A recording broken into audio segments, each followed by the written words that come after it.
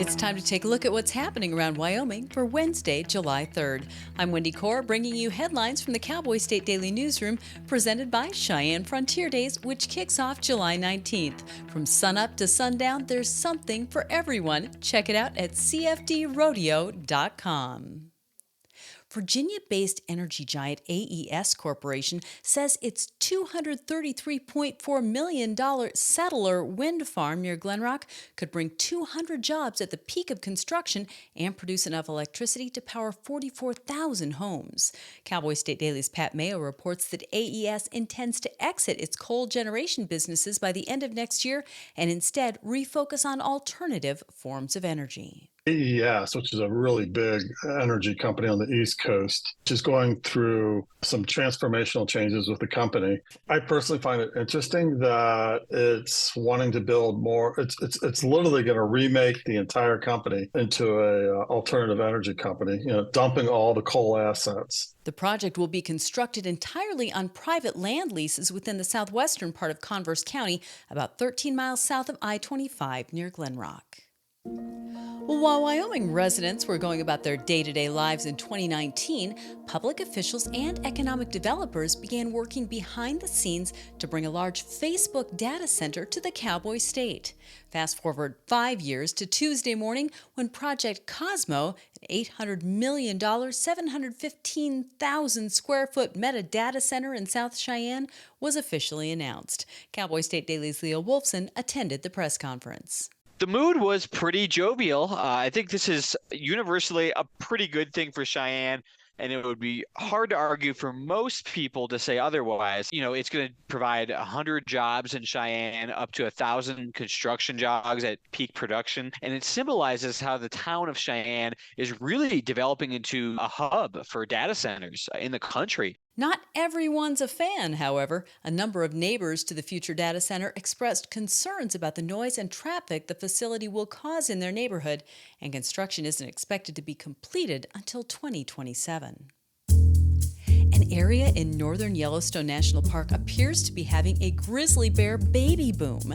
Outdoors reporter Mark Hines spoke to several experienced wildlife photographers who've counted an unprecedented number of new cubs this year. I had talked to a gentleman who'd gotten some really good, crisp video of that white bison calf that was born in Yellowstone a while back. We got to talking and found out that he's part of this group that's been going to watch the grizzly bears in Yellowstone now since the 80s. I mean, they've been watching these bears for probably going on 40 years now. So he said generally 4 or 5, maybe 6 is what they usually see. They saw 18 this year. Experts say a relatively mild winter might have had something to do with the bumper crop of cubs. I'll be back in just 15 seconds with more news. In southwest Wyoming, wide open space is waiting. This is how we explore it. In Rock Springs and Green River, Wyoming. Plan your adventure at explorewy.com.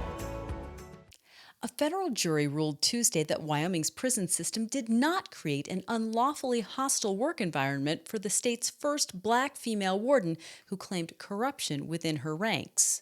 According to Crime and Courts reporter Claire McFarland, the jury ruled in favor of the Wyoming Department of Corrections and against Ruby Ziegler's claims of discrimination and retaliation, claims that a district court judge had decided earlier this year were worth a jury trial. It's not the judge saying, none of this is true. It's the judge saying what you have pled here doesn't line up in these areas with the federal law you're trying to invoke. So he threw out 2/3 of the suit before the trial. The only count that remained was the hostile workplace claim, and the jury sided with DOC on that one. Ziegler started working for the Department of Corrections in 2006 and rose to the rank of Wyoming Honor Farm Warden in 2016. She became the agency's first African-American female warden, but she was fired in 2019. And in the spirit of America's 248th birthday, fireworks will fill the skies in all corners of Wyoming and elsewhere between after dusk on Thursday, the 4th of July. Cowboy State Daily's Andrew Rossi has compiled an extensive list of where and when to catch the shows in your part of Wyoming. There are fireworks shows all over the state of Wyoming. And even if a particular community doesn't have one, there's probably one right down the street. Now, that might be an hour or two down the street, but there's sure to be spectacular fireworks displays. They're on July 3rd, July 4th, July 5th, and July 6th. So if you really want to get your fix, there's somewhere this week where you can see fireworks. If we missed a show, please let us know. You can email us at news@cowboystatedaily.com. And that is today's news. Get your free digital subscription to Wyoming's only statewide newspaper by hitting the daily newsletter button on cowboystatedaily.com. And you can watch this newscast every day by clicking subscribe on our YouTube channel. I'm Wendy Corr for Cowboy State Daily.